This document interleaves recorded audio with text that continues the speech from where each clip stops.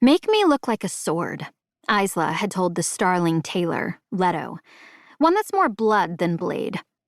A mixture of wildling and starling. That was what she wore as she swept into the dining room. The Sunling nobles had arrived early with their ruler.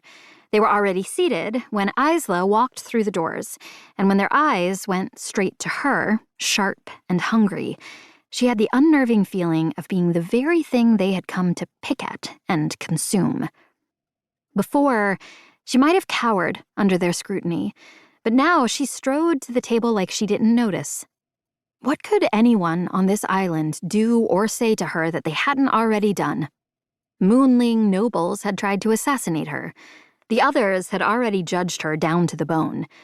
In the marketplace, most people avoided her, still hating wildlings because of their bloodthirsty curse, even after it had been broken.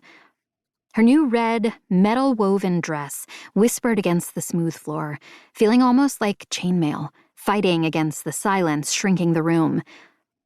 She quickly marked the Sunling nobles as she passed them by.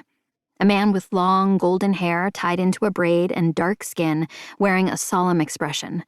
A tall woman, made up of about 1,000 freckles, her hair the color of rust. A man who looked old. Remarkable, given that even Oro looked young, and he had been alive for more than 5 centuries. His spine curved toward the table as if emulating the top of a question mark.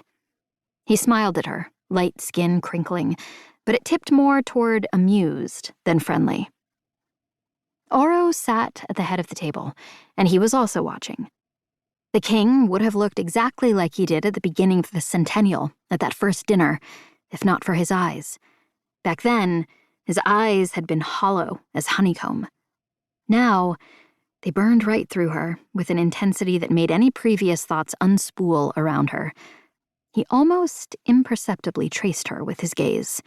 Her bare, tan shoulders, the silk and steel corset, the slit in her dress revealing knee-high boots she'd had made because they were more practical than her heels or slippers.